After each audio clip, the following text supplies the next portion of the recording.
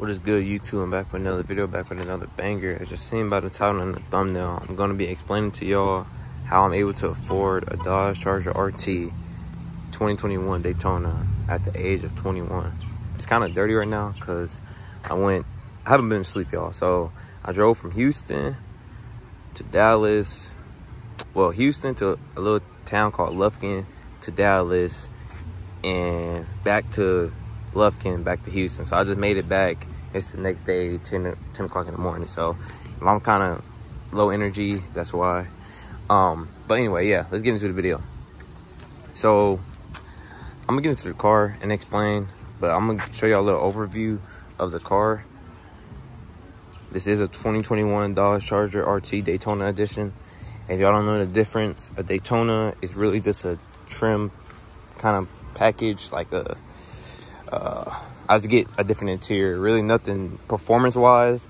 I think the only difference we do have in the engine is we get a cold air intake, a Mopar cold air intake. I don't know if that really does a big difference, but that's really just the only thing different. And then the interior, just in case you're interested in buying a Dodge Charger RT. Sorry, kind of dirty, but yeah, I would say go for the Daytona editions because you do get a better interior. And yeah, so let's get into the video. So how I'm able to afford a Dodge Charger RT at the age of 21. I know with social media going around and stuff, having a RT or something is probably like not crazy, as crazy as like having like something like a Scat or like Hellcat or something like that. But whenever you really look at certain things and how social media puts stuff out, like a lot of stuff be fake behind the scenes type deal. And I'm not saying fake as like they don't have it, but I'm saying fake as in like the, how you say it, like the ability to obtain what they have, like with resources. Like for example, a kid that's probably 17 years old, Hellcat at the age of 17, but lives with his parents, no real responsibility, so all his money can go to that Hellcat. Stuff like that. So I feel like, and there's nothing wrong with that. I want, if your parents is able to co-sign for you, your parents able to help you, bro, that is what parents are supposed to do. So I have nothing against that. I just want to put it out there, like, where don't let social media get into your head and just thinks. And some niggas are just out here doing it and they just grinding and they just have those cars, and congratulations to the niggas, same as congratulations to the niggas at 17. But just know, don't compare yourself to niggas, because really, like, you don't know everyone's situation. Like, your situation might be different from the next guy, where he's able to obtain that at a quicker rate or like an easier rate than you. And you know, so really that comparison thing don't try to do. But enough of the motivational talk stuff. Let's just get into the video. So okay, I'm gonna give you a little background story on everything so y'all can understand how I obtained my RT and why me personally, I'm proud of having the RT. So starting off, bro, and I know this might be a corny thing, or like you might be like, everyone say this, but I literally started off with nothing, like zero. Like I grew up with almost nothing. Like I grew up, if I'm being honest, bro, we grew up in there homeless. Like we never really had like a stable spot. So I grew up in Texas. I won't really say I grew up in a certain area because I moved around so much in my life that like I never had like a stable spot. But moving on later in my life, what got me into Chargers or cars in general, I don't want to say I'm just a super car guy, but what got me into Chargers specifically is my brother. Back in my 10th grade year, so this had to be, I graduated in 2021, maybe 2019, 2018, something like that, like sophomore year going into junior year, something like that, or beginning junior year. So around there, my little brother was into Scats like mad. Like I ain't gonna lie, when I say he was probably one of the first like young niggas that was into Scats before the whole trend started, he dead as was one of them niggas, because he was into Scats, and I really wasn't a big car person. Like But my brother, he started showing me scats, and I'm all like, and I ain't gonna lie, I hated on scats. I was like, bro, they slow. I could get a fucking AMG and this and that, and I didn't know nothing about cars, so I was all like, I don't want that. But my brother and my friend Simeon, he real close friend, pretty much a brother than me too.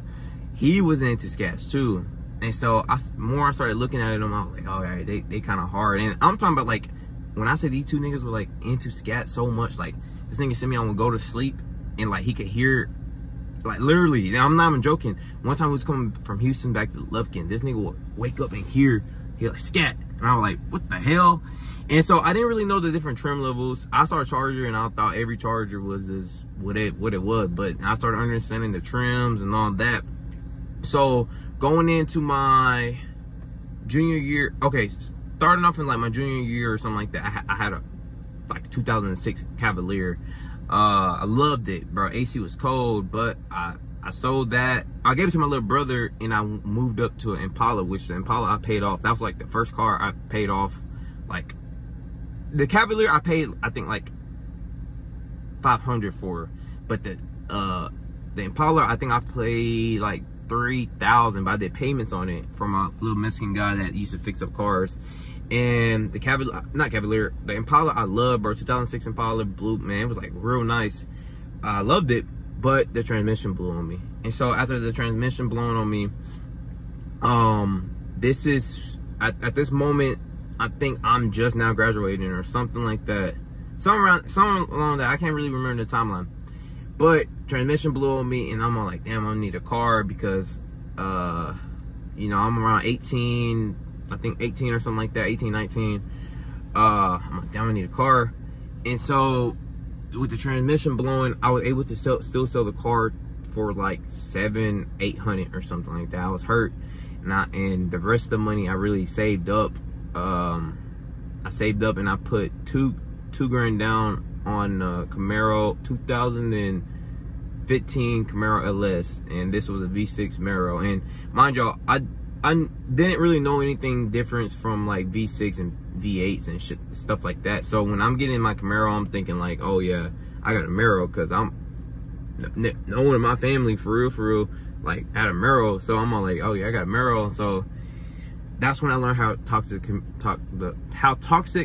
the car community was. And when I got my V6 Camaro, bro, oh my gosh, I don't know how much. You got a V6, blah blah blah, because I did muffler delete, resonator delete, all that, and I love the car. But anyway, so getting my Camaro, that's when I got my first apartment, right? And so I'm all like, damn, I'm around 19, I want to say 19 or something like that, 18 or 19. And mind y'all, me getting an apartment, it's not like I wanted to move out. It was like I had to. So I moved my brother out, me and my brother and my girl, we got an apartment. And I got my Camaro, and I was working at, I don't know, I was working at a couple jobs. First, I mean, I started off at Walmart, went to Office Depot, but I think at this moment I was working at HEB.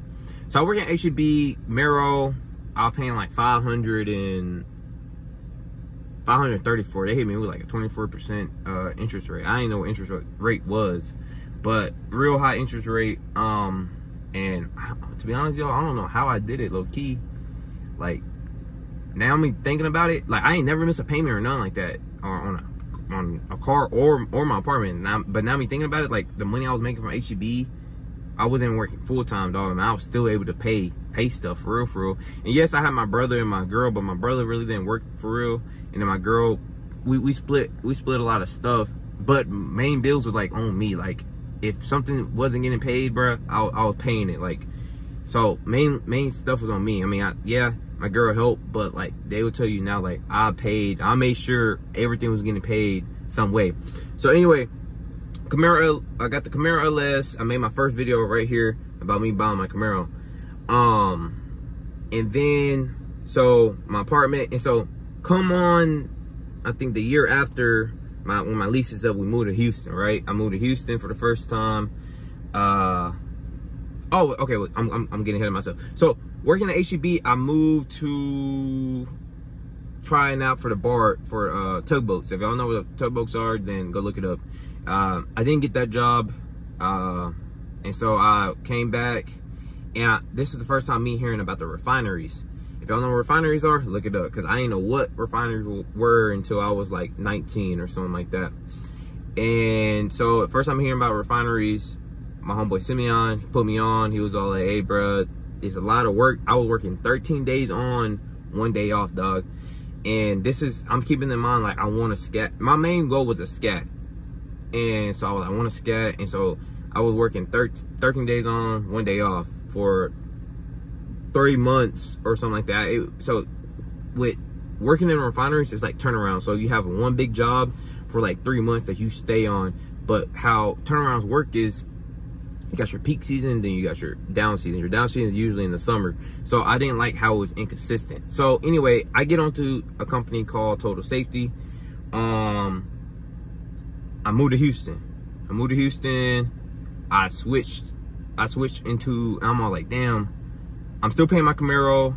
I'm all like, damn, bro, I really want to get full time, because that not like working and not working, like it wasn't cutting it. And like I said, bro, everything got paid. I made sure everything got paid even when I wasn't working. And anyway, we moved to Houston.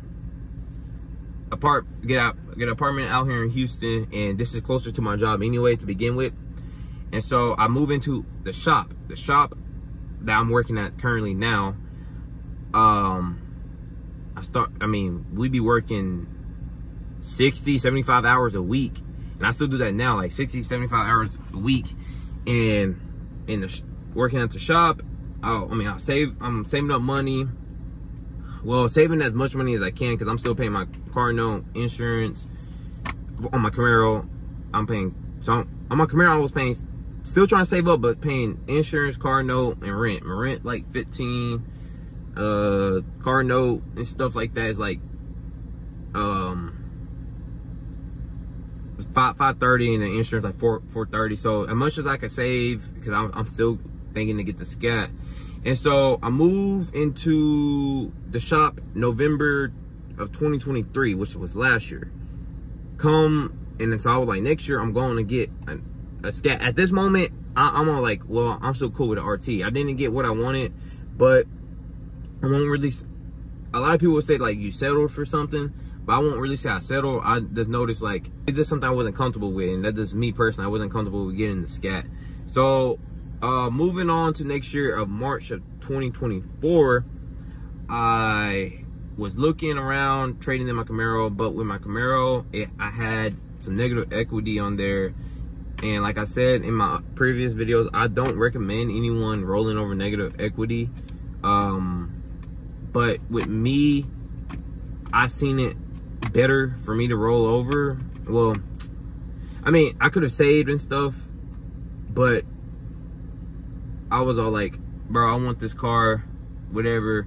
And then the negative equity, and the thing with the Camaro was like falling apart in a sort. So I didn't want to spend the money to even fix the Camaro if something would have happened, like a transmission blowing, because my transmission was slipping.